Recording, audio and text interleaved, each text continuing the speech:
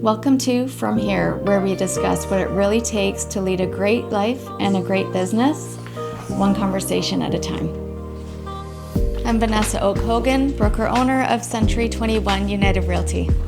This podcast isn't just about real estate, it's about drive, discipline, and the people behind the success stories, from entrepreneurs and innovators to community leaders. I sit down with people I admire to talk about work ethic, business tactics, decision making, and how they're making impact in their own way. Let's get into it.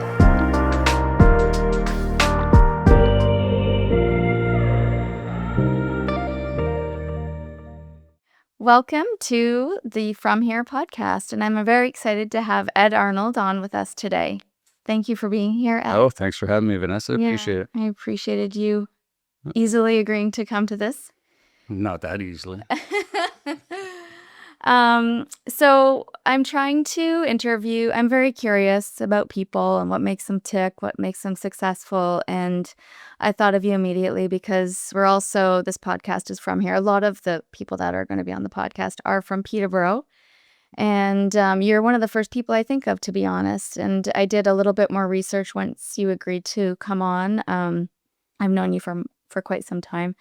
But I was really surprised at all of the things that you've done in our area for our community and your career.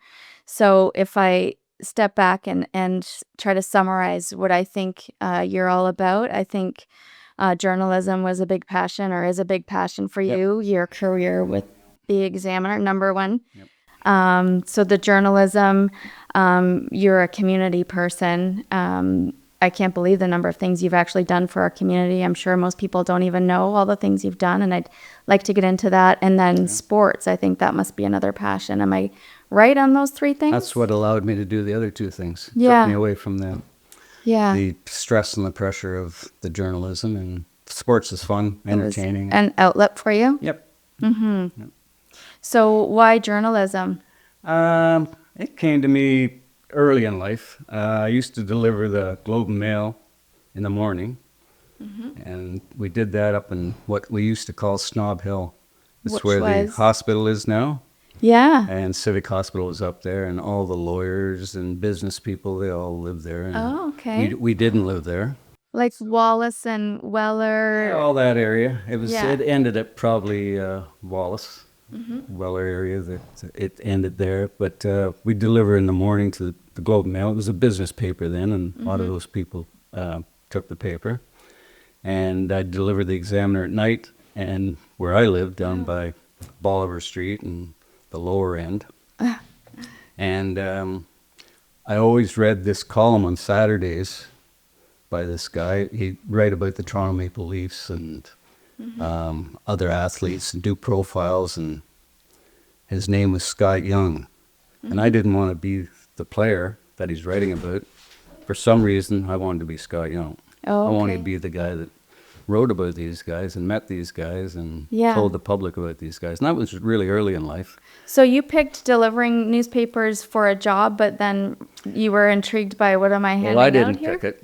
Your parents said you better get a job? For me, yeah. Yeah. He's the one that if you're going to live here, you're going to have to. And how old was that? I think we were in probably grade 7, grade 8, grade 9. We delivered papers for those 3 years at least. Not the Examiner so much, but the Globe a lot. The Globe used to give you a hockey stick signed by all the Leafs at Christmas time for a present if you got so many new customers and stuff. So we usually did that and then quit. Oh, really? Once you got your stick? But interesting, back to you said you read the article, and it was most kids would probably be drawn to be like the stardom of the hockey player, where you wanted to be the person writing. And I don't know why that was. I'd read the article because I wasn't a Leaf fan. Don't get me wrong. I never was a Leaf fan, but I'd read the articles because I enjoyed hockey, and most of us growing up, we enjoyed sports in those days. And for some reason, I kept looking at this guy, and it was always the same guy writing it. Okay. And I don't know what stuck me, but it hit me, and that's what I wanted to do. And I had no direction, no counseling, no people pushing me that way. It was just something I wanted to do, and Which is ended up lucky doing it. at a young I got age, lucky, really. but you I work hard to think, get your luck, right? for sure. Yeah. But to kind of have something hit you at that age that I want to do this. And I was working downtown. I was in high school and working in downtown at the same time. And I had a little apartment. Most teenagers didn't have that when they were young, but my parents had moved out of town up to Omimi area. So I was in grade 13 and set up there, and I was working in a shoe store on George Street and going to grade 13. Which one? Walk Vanessa Oh, Shoe you're Stores. kidding. No. I remember that I one loved too. it. It taught me more about life than anything. Really? It showed me the vanity of people. Oh my gosh. Oh, I love these shoes. Yeah, but they don't fit. I don't care. I love them. Oh, Buy them wow. then. I don't care. Interesting. Oh yeah, it was and we had great people that own the Meads. Okay. Own the business, and they were great. And she got me an interview with the Peterborough Examiner managing editor at the time. And just to see where I was going to go in education, because I was going to Fleming then. I was in my first year of Fleming. I didn't really enjoy it. I like Fleming, don't get me wrong. Fleming's great, and it's great for the community. But schooling wasn't where I wanted to work. Yep. And anyways, so they thought, well, maybe Ryerson, maybe Carleton, maybe something like that for me. And so she got me an interview with managing editor. And I only had 15 minutes, they said. And I left there after 2 hours. No way. We talked. And the next morning he called and says, I don't know if you want this, but we have a job opportunity in the darkroom developing film. We'd get you into the newsroom, show you what it's all about, give you an idea before you go back to school. I never went back to school. No. Yeah. Did you know at that point, when I take this job, I'm probably never going back to school, or I hope I'm never going back to school? I hoped. I knew that if I worked, it's like anything else. If you work, you're going to get what you want. In my view, not everybody does that, but so the job was wicked. It started about 4 a.m. Oh, and you're done. wicked in a bad way? Yeah, in a bad way, but good because I was in the newsroom, so I got to meet all these people and got to see what they were doing. Yeah. And they got me in there, and all you did was develop film, print the pictures. So you're in a dark room most of the time, and it's 12 hours easily, Oh, wow. $65 a week, 4 a.m. to 4 p.m. or at least. And if they wanted you more, then you just did it. And the fumes are bad with that. Are they I don't know about that, but it was good because in spare time, lunch or anything like that, I got to go out the newsroom, meet the reporters, meet the editors, so they got to know me, I got to know them. Wow. And one day, there was a court case going on in Peterborough courtroom was in City Hall then, in the basement. It's hard to believe, but the police department was in City Hall as well. Okay. And the court was in the basement, and they told me the court reporter was sick that day. So could you go home, put a suit on, get up to court? Just all we need is some names and a remand date. Well, a big fight broke out in court that day. Oh, wow. So I phoned it in and told them all about it and all this stuff. Had the names and come back to the office for lunch. Remember the old cheese shop? It used to be right across from the Examiner. You're way too young for it. Yeah, where the white building is now. Yeah. So we go up there, and there was a guy speaking to the newsroom that day, and he was the head of Canadian Press, and he held up the paper and he says, "This is a great example of journalism." And it was your article. Deadline calls it in, da-da-da-da. I'm just sitting there, I'm having a sandwich, and I look at the paper, and it's my story. Amazing. And that's what started it. So how soon after you got hired as... Next day. But it was the next day after Next day they hired me as court reporter. Okay. Wow. Yeah. Amazing. Yeah. So luck, but work hard to make it No, luck. definitely. You were definitely Yeah. intrigued. Like, how old were you Absolutely. when you got that developing pictures job? Probably 19, 20 something. Yeah, like at a very young age you were Yeah. very interested. But I loved it, and you see your first byline, and that's how Sorry, the what's how the that? media traps you into work because your ego gets you, and you say, "Wow, this What's is the great." byline? What does that mean? It's by Ed Arnold. Oh, bye. Yeah, yeah. Oh, you were like, Yeah, I've so, made it. Well, maybe. didn't think I had made it, but my ego was Yep. filled, and I Yeah. thought, "Wow, this is great." Good. And so then you just keep working as hard as you can, and Yeah. good things happen. So you work your way up, and I worked my way up to managing it eventually. Right. And how long were you there then? So from 20 I was to at the 60, Examiner for basically? 40 years. Yeah. Incredible. That was fun. And you've written tons of books. I Yeah. think the internet says you've written 25 books. Is that accurate? It's 28 now, 28 now. 29 coming up. Oh, what are you working on? Actually, we just completed a project, a fun project. We did it just so children would read. You know, they're on Yeah. God. computers all the time now, and we wanted them to read books. And so Drew Redpath, he's an artist in Lakefield, and Jan Rutherford, she's a designer in Campbellford. We got together and donated our services and time and did a children's book for the Petes. Okay. So without saying anything more about it, because it's not being released till for a month or so. Oh, that'll be No, good. we did that. So, Yeah. and then we're working on another project that I don't know if I'll get done or not, but I've been doing It's a it for big one? couple of years. Well, it's a sensitive one, so. Okay. Yeah, it's about crime, so. Oh. Anyway, I enjoy doing the crime, but I realize that it re-victimizes people, so I'm always leery of that. Yeah. Don't want to push too much. Well, you don't want to take money for somebody's, you know. Okay. So if I do it, it'll be for some kind of foundation or something like that. Yeah. And it's a local crime? Yep. Yeah. Yeah, I like local. I do local Yes. because it leaves the legacies, and people Yeah. should know that the founder of Laura Secord was from Peterborough. They should know those things. They Yeah. should know that this place we're in now is Western Time. It was the original building of West Clocks, 1920. They Okay. had 20 employees. There was 10,000 parts coming in from the U.S. every month. They were building these 4-inch clocks. 10,000 of them were being sent out every month out of this building for 2 years. Yeah. Okay, I wanted to ask you Kinda about neat. that because Yeah. my understanding of this building was that the Laura Secord family built it for a production facility, changed their minds, and then Chiclet Factory was here. But you're saying West Clocks built this building? No, West Clocks rented it. It So was Western Time then. Sorry, Western Time. And It's they were- not the they were same in- company, Western Time and West It Clocks? became West Clocks. Okay. Yeah, yeah. Okay. And they rented it. I don't know who built it. It might have been Secord? it Or might have been Secord? Frank O'Connor, but I doubt it. I think Frank O'Connor was down the street of that. But in 1920, yeah, he was gone by then. Who's Frank O'Connor? Frank O'Connor was the guy who founded Laura Secord. Thank you. And that's why See? that's I why I should know do these this. stories. Well, people don't know them. There's a Sports Hall of Fame. There should be a People Hall of Fame. Yeah. The people that come out of Peterborough is incredible. Well, you wrote the book. oh, Yeah. it's just incredible how people are forgotten. Really. I know. Yeah, I mean, without Elwood Jones and the Trent Valley Archives and Yeah. Trent University Archives and Yeah. historical societies, we'd forget all about them. Yeah, And they shouldn't be forgotten. that's part of the reason I want to do this too, is I'll Mm-hmm. always have this to refer back to. What did Ed say about this or that, you know? Yeah, no, they should be So- Mm-hmm. remembered forever. Yeah, there's so many people in Peterborough that have gone.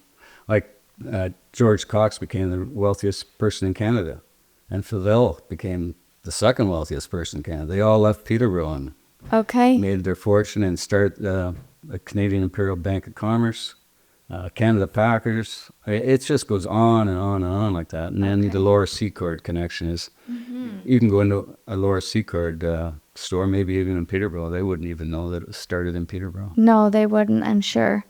So it was an O'Connor person that started Laura Frank Secord. O'Connor, yeah. Okay. Yep.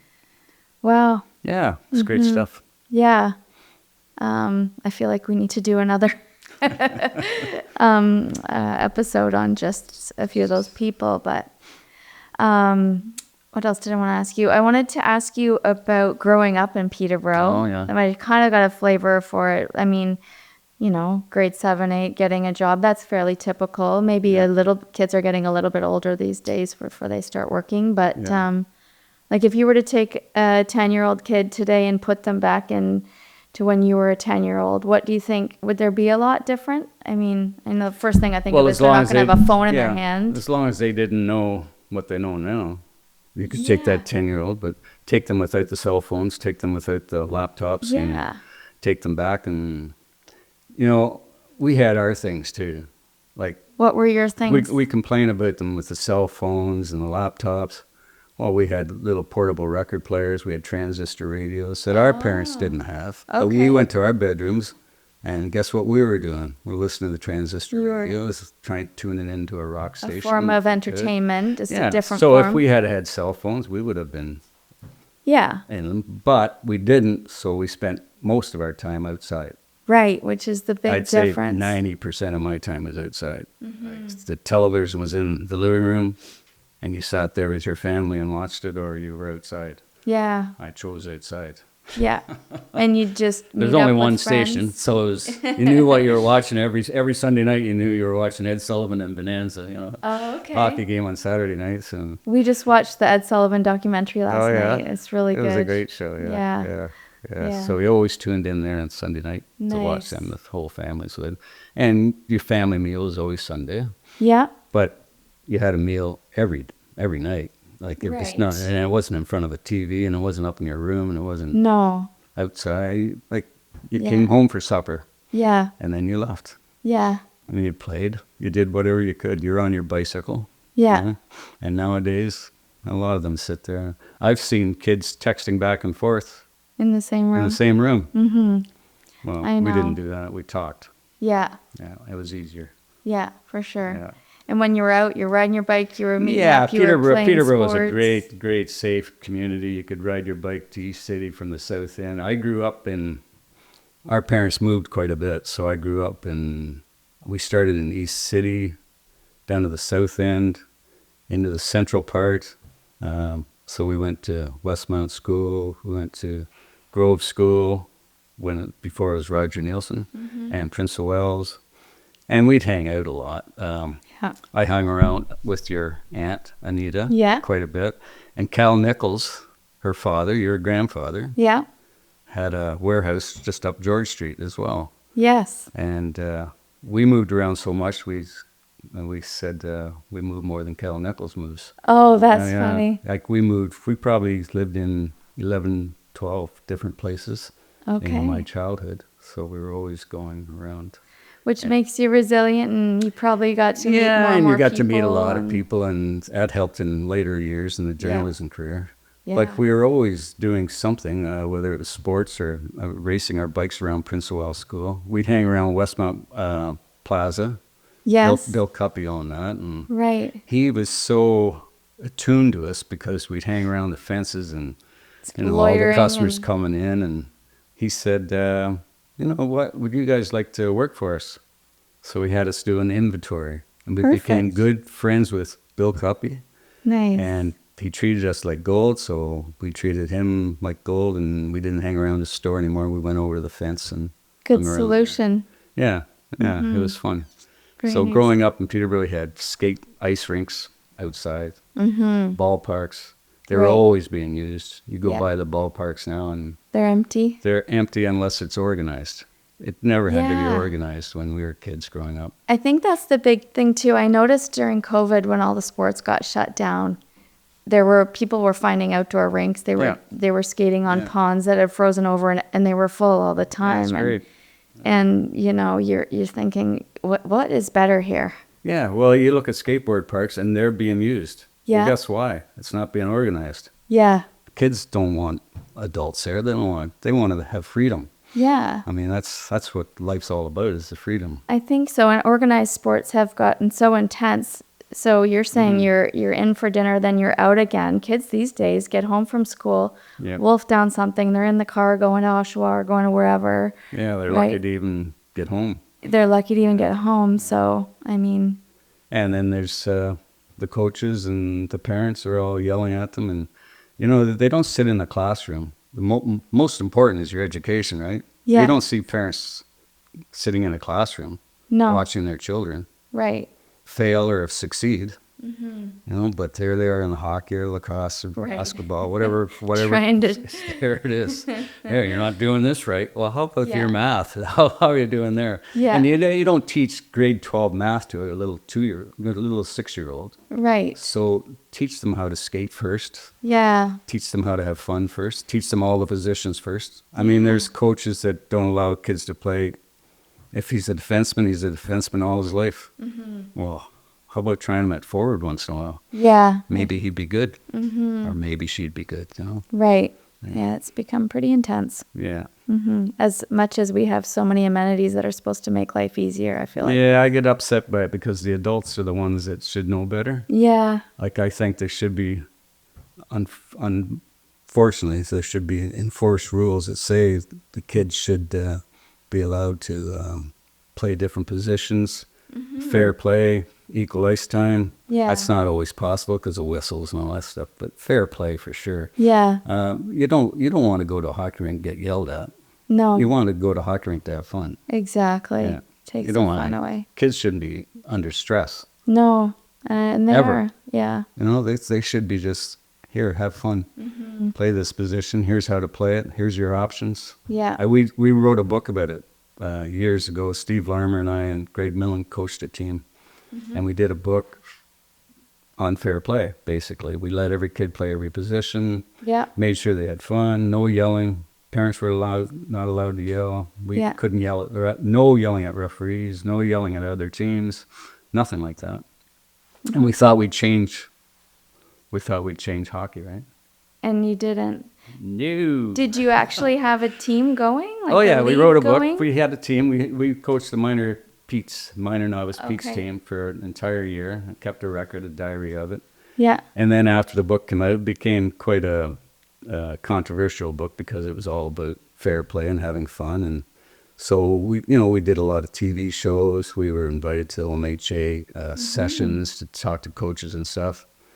But it still nothing's didn't- changed. Oh, it's got worse. I If think If it's so. got anything, it's got worse. I feel like I remember, was it Wayne Gretzky or some big player saying, you shouldn't be playing hockey 12 months of the year, kids. You need to take a break and do something else.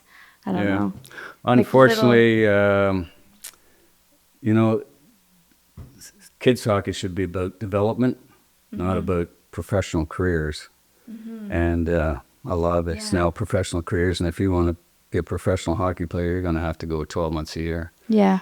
But you shouldn't have to. You should want to. Yeah, for sure. Let the kids that want to do that, do that. Yeah. Don't It should push them be into it. led by them. Yeah. So I think we are getting the sign that we're done in a few minutes here, but I just wanted to, when I was reading about some of the community initiatives you've been behind, the Fisher Baseball Park, that's the one at the corner of Burnham and Hunter? Is that one? No, it was, it doesn't exist anymore. It existed for about 7 years. It was a great project. It was all community. Like all I was a quarterback, you quarterback it and everybody else gets involved in it. Yeah. But we literally built it physically. We went out and Larry Oakley did a heck of a job with it. Don By was around then. And Yeah. they donated their services. Billy Mortlock Nice. was unbelievable. Wow. All those people were just super people. And we got the land from Fisher Gage under a lease and built it out by Fisher Gage. Okay. I forget what's there now, some other factories there now, but And we the built it team- with the big steps down in the dugouts, and kids would come in from out cool. of town saying, wow, this is like Yankee Stadium. We had a big scoreboard that the Neat. kid would change the scores on it, not electronic. Yeah. But it was all built by community people and donations from Peterborough people. And then Fisher was expanding. Oh, And so they needed wanted it. that as a parking lot. And Oh, I can hardly drive by it anymore. I bet. Yeah. But saying that, the Fishers donated money for a new park up in the north end. Nice. It's up up by the plaza there, Yeah. Portage Place. Oh, It's and it's Fisher Park. It's a gem too. So okay. we get something out of it. And there were numerous things you've done for the community, but one that stood out for me was the Chiasson Memorial Park, which would be in memory of Steve Chiasson, I'm assuming. Yeah, memory of what he believed in. Okay. He wanted a place for outdoors for children to enjoy, and I'm all about children enjoying life. And when he passed away, I approached his wife Susan, and we decided maybe down there would be a nice place just for Nice. reflecting on life, the good, the bad, and Yeah. the uglies of life, but have some outdoor natural place that you could sit and Beautiful. think, and have a little pond there and Yeah, there's a funny story about that. She was going to put a fog pond in there so fog would rise, and they did do that, but I think the fog machine is broken now because I haven't seen it in a couple of years doing the fog. But I thought she said frog. Oh. And the day of the opening, I'd said, well, what about the frogs? She had brought all these frogs, and then the fog came up and she threw the frogs into the pond. Oh, God. Yeah, she's a great person. Yeah, she is. Yeah. Yeah. And Memorial Cup, you brought that here? We tried to get, no, I was on a grassroots committee. Dr. Neville did most of that work. Okay. Again, I get involved and for some reason my name gets out there, but that gets embarrassing. Yeah, somehow I found it, eh? Yeah, so he had me on this grassroots committee to try to help the Memorial Cup get to Peterborough, and they did hold a Memorial Cup at Peterborough. We tried to get the Hockey Hall of Fame in Peterborough. They were going to move out of Toronto. That would have been great. That would have been perfect for Peterborough. Yeah. We didn't get enough support from the Hockey Hall of Fame people. I think they were kind of using us so they'd get a better deal in Toronto. But we got, we were second in line, and second's not bad. Yeah. Not as good as first, but not pretty bad. good for our town. So I guess we have to wrap up. I could sit here for hours. I feel like it's taken 5 minutes. Is there anything you wanted to cover that we didn't? No, this has been fun. It's been fun. I'm glad you're doing it. I'm glad you're approaching it people-wise, because a lot of people that have done a lot of things in Peterborough from the past and going into the future should be recognized. Not me, but the people that have developed Peterborough. Like George Street is just phenomenal. Yeah. We didn't even talk about how different George is compared to our days, but there's so many great people that have developed this community, and I know. Hopefully you can get them acknowledged. And maybe you could come back and we could talk about that. Sure. And if you think about Peterborough, what could you tell people that maybe listen that aren't from here? I'm not sure if people that aren't from Peterborough will listen to us, but I think it's interesting. Hopefully they do. What defines Peterborough? What makes Peterborough unique in your mind? Well, everybody says it's the community, and I think it's probably the community, but it's the people behind the community. There's all kinds of little spots, people, different types of groups of people that do different things. Like we have groups that they don't want to be acknowledged. They want to be anonymous, that help in certain ways. They don't hold their checks up. They don't, but they do things. And then there's another group that does the fundraising, and that has to be done. And there's another group that writes the checks, and that's great. But it's the people. Yeah. People and the city is the city and county should be joined. That's another. Yeah, I'm with you on that. Get rid of there should be one chief of police, one fire, one ambulance. They should be combined too. But combine all this stuff, get the land. The regional government would be, like they talk about the land that we need. Well, join together and work together. But anyway, we will, because it's a community and the people are like that. But look at the water. Look at just take a walk around Peterborough. I know. And it's not about all the bad things you see. Take a look up and see the buildings, how gorgeous they are. Take a look down and see the lakes. And, it's just gorgeous around here. Yeah. I think that's what Peterborough is. It's just a natural, great place to live and be. Yeah, I agree with you. And hopefully we'll get it back. I think the regional government is the way to go. Yeah. That's the next thing you need to quarterback. Quarterback's retired. Okay. We get old. We get broken down. No, you don't seem too broken down to me. Well, thank you so much. Thanks for having me. I appreciate it. It's fun. Keep up the good work on this. Okay, I will. Thank you.